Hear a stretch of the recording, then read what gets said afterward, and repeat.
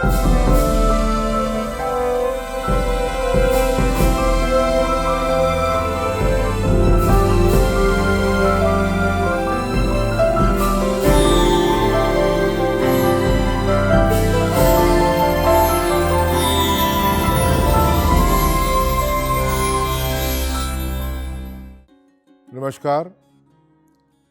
इस वीडियो में मैं डॉक्टर सुधीर कपूर, जो orthopaedics department SDG university Gurgaon में काम करता हूं, एक ऐसी समस्या के बारे में आपको बताऊंगा जो बहुत ही कॉमन है।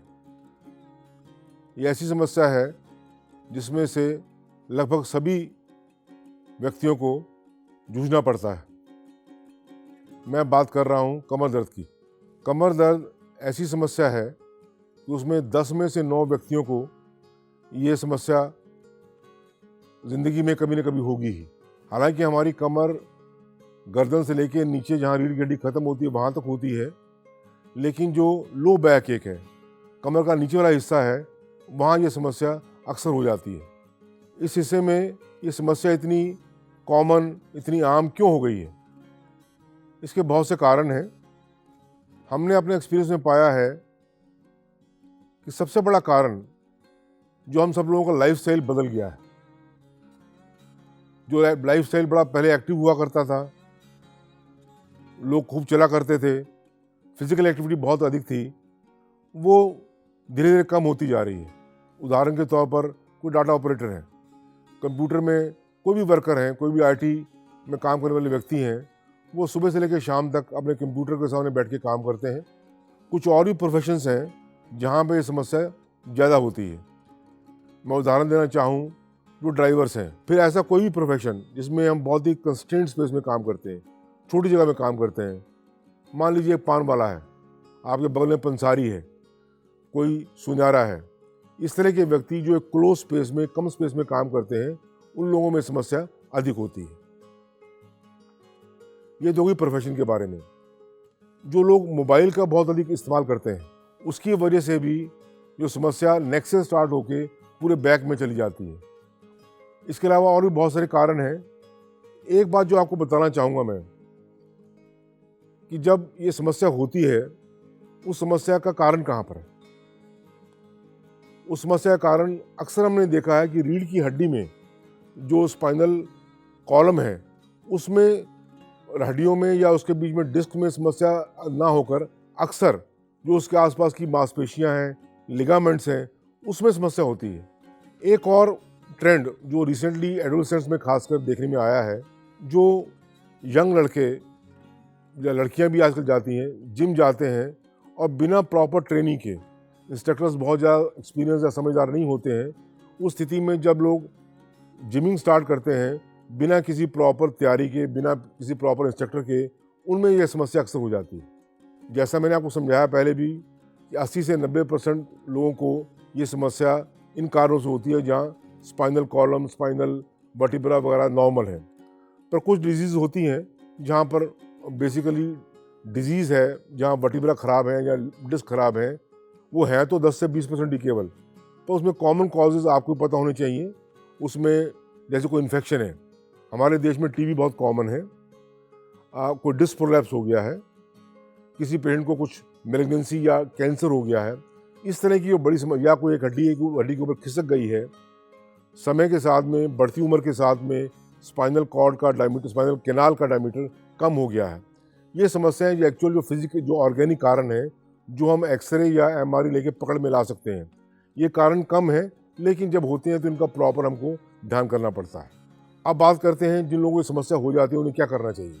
पहली बात तो इससे घबराएं नहीं। कुछ सिम्टम्स हैं जिनके रहते हुए हम लोग को थोड़ा सा एक चेतावनी मिलती है कि कोई चीज़ सीरियस है। मैं उदाहरण देता हूँ। और बैक के साथ में किसी को बुखार है, कोई पाँव में कमज़ोरी आ रही है, या टांगों के किसी हिस्से में, पैरों में, बटक्स में, थाइज में कहीं पर नमनेस है, सुनपन है, या छूने पर अजीब सा लगता है, वेट लॉस हो रहा है, इस तरह की समस्याएं, इस तरह के सिम्टम्स जब बैक के साथ होते हैं तब थोड़ी सी सीरियस समस्या हो जाती है। उस समय हमें किसी ऑर्थोपेडिक स्पेशलिस्ट को दिखाना जरूर चाहिए। अदरवाइज कॉमन समस्या के लिए आप आपका जो भी आपका जनरल प्रैक्टिशनर है उससे बात करके प्रॉपर इलाज करा सकते हैं। हर समस्या, हर बैक एक के लिए कोई एक्सरे या एमआरआई की आवश्यकता नहीं होती है। एक ऐसा बैक एक जो थोड़ा सा 2-3 हफ्ते चल चुका है, उसमें आराम नहीं आ रहा है, कोई फ़र्क नहीं पड़ रहा है इलाज लेने से, उसमें एक्सरे कराने की आवश्यकता है। एमआरआई कराने की इंडिकेशन, एमआरआई कराने का जो निर्णय है वो हम बहुत कम लोगों में लेते हैं। मैंने अभी आपको बताया था कि बैक के साथ में अगर कुछ सो कॉल्ड चेतावनी वाले सिम्टम्स हैं जिनको रेड फ्लैग्स कहते हैं, रेड फ्लैग्स, लाल झंडा, तो बैक के साथ में अगर कुछ इस तरह की कंप्लेंट्स हैं जो रेड फ्लैग्स, जैसे बुखार की बात मैंने की, वेट लॉस की बात की, टांगों में कमजोरी आने की बात करी, इस तरह के जब सिम्टम्स साथ में आते हैं उस समय एमआरआई कराने की आवश्यकता पड़ती है। अब बात करते हैं इसके इलाज की। जो कॉमन बैक एक है, लगभग 80% लोगों में जिसमें है, जिसमें हमारे रीढ़ की हड्डी या डिस्क प्रोलैप्स में कोई समस्या नहीं है, उस समस्या को बड़े आराम से डील किया जा सकता है, बड़े आसान से उसको इलाज किया जा सकता है। उसमें जो महत्वपूर्ण स्टेप्स हैं, महत्वपूर्ण जो हमें ध्यान रखने वाली बातें हैं, उनमें से अपने लाइफस्टाइल को बदलना है। अगर हम कंप्यूटर वर्कर हैं तो कंप्यूटर या अपने जो आपका वर्किंग चेयर है उसकी हाइट ऐसी एडजस्ट करें कि आपको झुक के काम ना करना पड़े, सीधा बैठ के काम कर सकें। उसके अलावा आधे घंटे काम करने के बाद में 2-4 मिनट का ही ब्रेक लें, बॉडी को पूरा स्ट्रेच करें, क्योंकि काम तो हम छोड़ नहीं सकते हैं, काम तो हमें करना ही है, पर एक प्रिकॉशन ले सकते हैं। कोई ना कोई फिजिकल एक्टिविटी, कोई ना कोई अपनी एरोबिक एक्सरसाइज अपने लाइफस्टाइल में डेफिनेटली लेके आएँ। सबसे सिंपल, साधारण, जिसके लिए किसी चीज़ की आवश्यकता नहीं है, वॉकिंग है।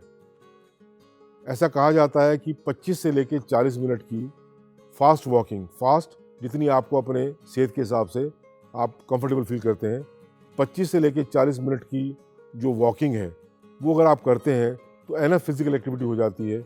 वो इतनी फिजिकल एक्टिविटी काफ़ी है आपको इस समस्या से बचाने के लिए। तो अपने लाइफस्टाइल में चेंज करना, कोई ना कोई फिजिकल एक्टिविटी स्टार्ट करना, मोबाइल को कम से कम इसको इस्तेमाल करें। जिम जाते हैं तो प्रॉपर इंस्ट्रक्टर की सहायता के बिना इसको अपने मन से जिमिंग ना करें। इस तरह की प्रिकॉशन लेके आप इन समस्याओं से बच सकते हैं। जब डेंजर साइन आ जाते हैं उसमें किसी ऑर्थोपेडिक स्पेशलिस्ट के पास जाकर बात करें, प्रॉपर एक्सरे और प्रॉपर एमआरआई कराएं। हर चीज़ का इलाज आजकल संभव है। स्पाइन के जो 99.9 एलिमेंट्स हैं वो प्रॉपर इलाज से इनको ठीक किया जा सकता है या कंट्रोल किया जा सकता है। वो इलाज के बारे में फैसला करना डॉक्टर का काम है, लेकिन जो आप कर सकते हैं, अपने लाइफस्टाइल में बदलना, फिजिकल एक्टिविटी को लेके आना। और इसी संदर्भ में मैं आपको बताना चाहूँगा कि कुछ ऐसे हमारे योगासन हैं जिनको आप नियम से अगर अपने नियम में बांध लेते हैं तो आपको ये प्रॉब्लम्स नहीं हो सकती। कुछ आसन का नाम लेता हूँ। ताड़ासन है, धनुरासन है, सर्पासन है। ये आसन कुछ इस तरह के हैं जिनसे पूरे बैक की हमारी मोबिलाइजेशन हो जाती है और ये बैक एक से आपको छुटकारा मिल सकता है। तो कृपया इन बातों का ध्यान रखें। आशा करता हूँ कि इस वीडियो से आपको सहायता पहुँची होगी। कृपया इस बीमारी से घबराएं नहीं। धन्यवाद।